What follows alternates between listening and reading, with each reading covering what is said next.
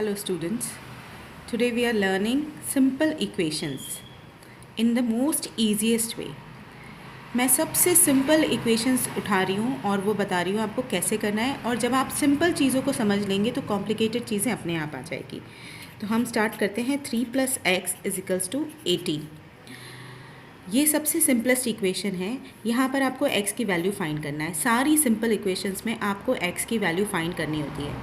आप ऐसा समझ लो कि 3 + x = 18। अब इसको हम x को हम कर देंगे सिंगल और बाकी सारी चीज़ें ले जाएंगे दूसरी तरफ। जैसे आप समझो कि एक घर है जिसमें 2 रूम है। एक है ये वाला रूम जो कि लेफ़्ट हैंड पे है, तो हम उसको बोलते हैं लेफ़्ट हैंड साइड। ठीक है, बीच में इक्वल टू जो गलियारा है, और दूसरी तरफ है राइट हैंड साइड। जो राइट हैंड पे एक घर है, एक रूम है, उसको बोल रहे हैं हम राइट हैंड साइड।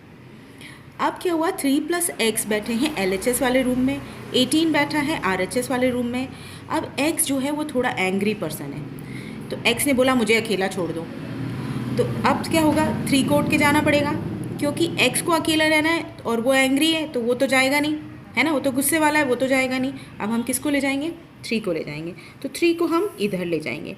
अब छोटी सी बात जो समझने जैसी है वो ये कि 3 उधर जा रहा है, x अपनी जगह पर है, इक्वल टू अपनी जगह पर है, 18 भी उसकी जगह पर ही रहेगा। 18 नहीं आया दूसरे कमरे से, इसलिए वो वहीं पर रहेगा।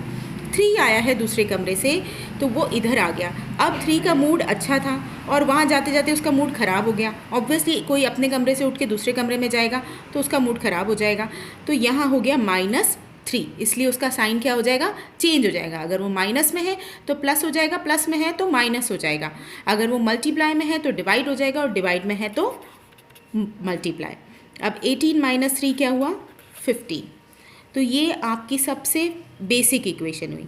ऐसे ही हम देखें दूसरी इक्वेशन जिसमें माइनस लगाओ। ओके, ये माइनस लगा है। सो अब क्या है, अगेन x ने बोला मुझे अकेला छोड़ दो। चलो भाई x को अकेला छोड़ देते हैं। 8 दूसरे कमरे में बैठा है, वो बैठा है। अब 7 जा रहा है यहाँ से यहाँ, तो 7 का साइन हो गया चेंज, वो हो गया प्लस में। तो x की वैल्यू क्या हो गई, 15। और देखें हम, और सिंपल सी चीज़ देखें। अब कभी कभी ऐसा भी तो हो सकता है कि 7 - x हो।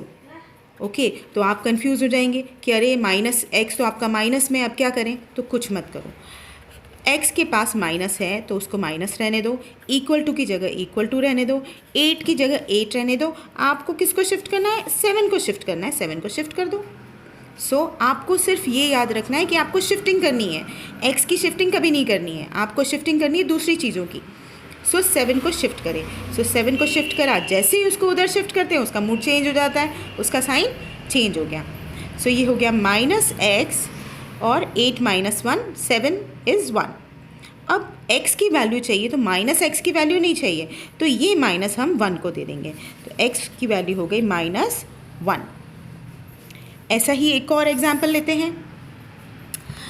क्या एग्जाम्पल लेते हैं हम, 7 - x = -2। यहाँ पर क्या हुआ, अगेन वही चीज़ है कि -x तो अपनी जगह रहेगा, वो तो अड़ियल है। -2 वो पहले से उस कमरे में था, वो क्यों कुछ करेगा।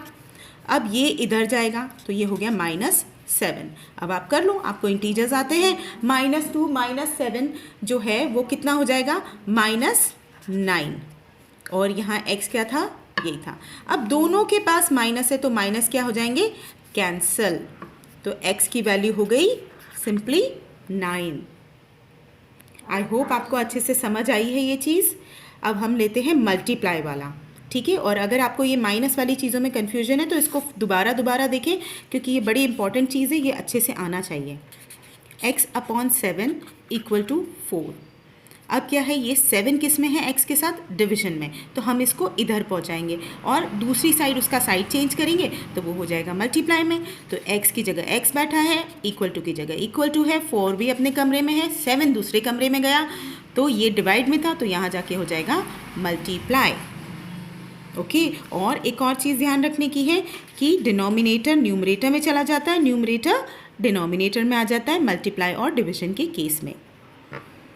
अच्छा जी, अब नेक्स्ट देखें, अगर आपका 3x = 21 है, अब 3 और x के बीच में कोई साइन नहीं है, ना प्लस है ना माइनस है, तो हमें अच्छे से पता है जब 3 और x के बीच में कोई साइन नहीं है तो उनके बीच में क्या है, मल्टीप्लाई। 3 इंटू एक्स हम ऐसे भी लिख सकते हैं इसको, इसका मतलब है कि ये मल्टीप्लाई है। अब वही काम करो, x अपनी जगह पर है, 21 अपनी जगह पर है, 3 मल्टीप्लाई से गया तो क्या हो जाएगा, डिवाइड। अब चाहो तो आप इसको ऐसे लिख लो 21 डिवाइडेड बाई 7 विच इज़ 3, या फिर और आप ऐसे लिख सकते हैं x इक्वल टू 21/7। हम जनरली ऐसे लिखते हैं जब हम इक्वेशंस, सिंपल इक्वेशंस सॉल्व कर रहे होते हैं। जब आपकी बहुत कॉम्प्लिकेटेड इक्वेशंस भी आएगी तो यही सारे रूल्स फॉलो करना है, धीरे धीरे ध्यान से। इसलिए कभी भी सिंपल चीज़ों की अच्छे से प्रैक्टिस करें तो आपको ऑटोमेटिकली कॉम्प्लिकेटेड चीज़ें बड़ी आसानी से आ जाएगी। ओके, थोड़ा सा और देखते हैं। अब ऐसा अगर हुआ कि कई बार दोनों नंबर में होता है, मल्टीप्लाई भी होता है डिवाइड भी होता है। अब ये 2 मल्टीप्लाई में है और 3 डिवाइड में है x के साथ। अब क्या करें, तो आपको सिंपल रूल चलाना है। क्या रूल चलाना है, x अपनी जगह बैठा है, 18 अपनी जगह बैठा है, 3 क्योंकि था डिवीजन में तो वो हो जाएगा मल्टीप्लाई। और मैंने क्या कहा था, डिनोमिनेटर पहुंच जाता है न्यूमरेटर में और न्यूमरेटर पहुंच जाता है डिनोमिनेटर में, तो 2 आपका आ जाएगा नीचे क्योंकि ये डिवाइड भी है। ओके, आप इसको जिस भी तरीके से समझना चाहें वैसे समझें। क्या हुआ, न्यूमरेटर जब मल्टीप्लाइड फॉर्म में है x के साथ नंबर्स तो आपका डिनोमिनेटर न्यूमरेटर में पहुंच जाता है, मतलब नीचे की वैल्यू ऊपर पहुंच जाती है और ऊपर की वैल्यू नीचे पहुंच जाती है। अब इनको कैंसिल कर लो, कैंसिल कर सकते हैं, हाँ कर सकते हैं। क्यों, क्योंकि ये सब चीज़ें मल्टीप्लाइड में हैं इसलिए कैंसिल कर सकते हैं। अगर यहाँ बीच में प्लस साइन होता तो आप इसको कैंसिल नहीं कर सकते थे। 9 इंटू 3 27, तो x की वैल्यू क्या हो गई, 27। इसी तरीके से एक और देखते हैं। अब भाई ऐसा हुआ कि बाय चांस ऐसा कुछ नंबर आ गया 3/7 प्लस x इक्वल टू 17/7।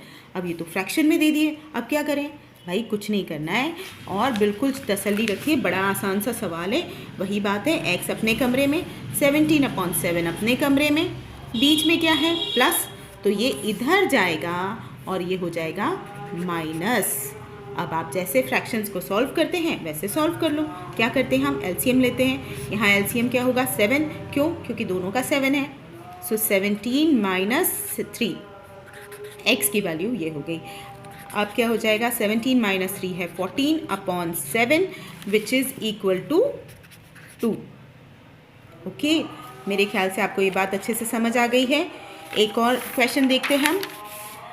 यहाँ पर हम लेते हैं कि x माइनस 1.25, मैं डेसिमल नंबर ले रही हूँ कि कभी आपके डेसिमल वाले नंबर्स आ जाए तो आप क्या करेंगे।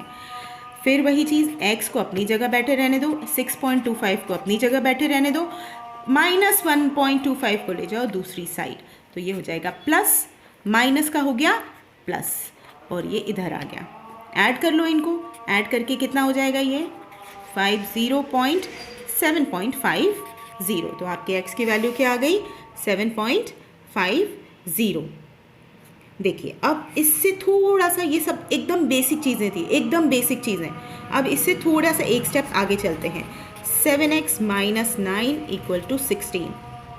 ओके, अब क्या करा, यहाँ देखो 7 के x के साथ में भी कुछ है और यहाँ अलग नंबर है, तो हम क्या करेंगे, हम रूल वैसे ही करेंगे। क्या है, 7 और x में थोड़ा सा प्यार है लेकिन x की 9 से दुश्मनी है, तो उसने सबसे पहले 9 को बोला तू उधर चला जा।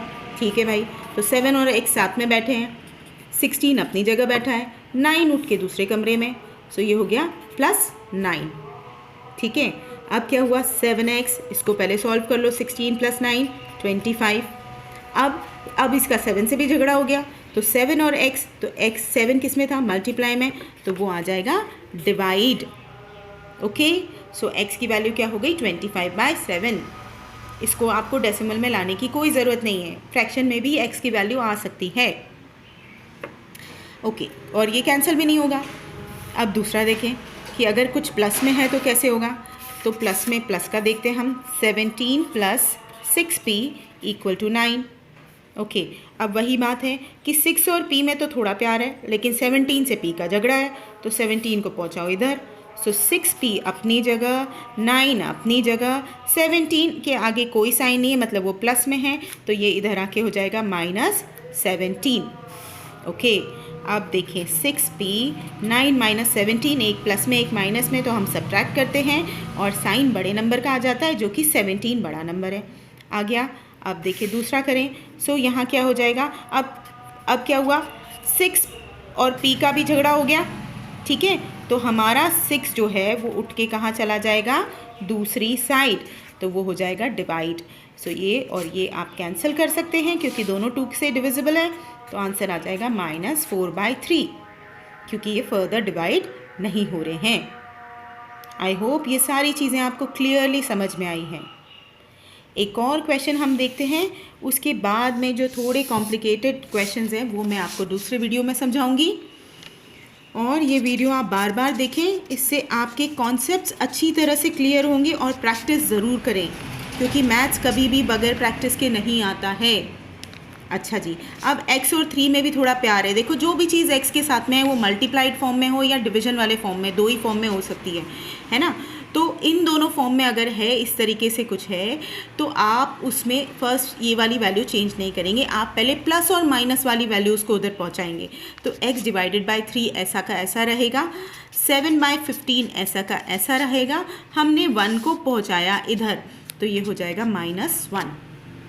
ओके, अब ये वैसा का वैसा लिख दें। यहाँ क्या हुआ, इसके नीचे कुछ नहीं है मतलब 1 है, तो इसका एलसीएम लेंगे। कितना हो जाएगा एलसीएम, 15। 7 की जगह 7 रहेगा क्योंकि एलसीएम सेम है, तो न्यूमरेटर सेम रहेगा। माइनस ये क्या हो जाएगा, 15, क्योंकि यहाँ ये 1 था, तो जब आप एलसीएम लेंगे ये हो जाएगा -15। इसको सॉल्व कर लें पहले। इसको उधर पहुंचाने की जल्दी मत करना, उसमें आपकी कैलकुलेशन एरर हो जाती हैं, इसलिए धीरे धीरे करें लेकिन ध्यान से करें। तो ये हो गया -8/15। क्यों, क्योंकि बड़ा नंबर माइनस में था तो साइन माइनस का आएगा x। अब -8/15 उसकी जगह पर है, 3 चला गया उधर, तो वो कहाँ था, डिनोमिनेटर में था, उसको पहुँचा दें हम न्यूमरेटर में। इनको कैंसिल कर लें, ये कैंसिल होके 1 हो गया, ये हो गया 5, तो आपकी x की वैल्यू क्या आ गई, -8/5। ओके, आज के लिए इतना काफ़ी है कॉम्प्लिकेटेड वीडियोस के लिए, कॉम्प्लिकेटेड क्वेश्चंस के लिए। हम अगले वीडियो में फिर मिलेंगे। Thank you so much for watching.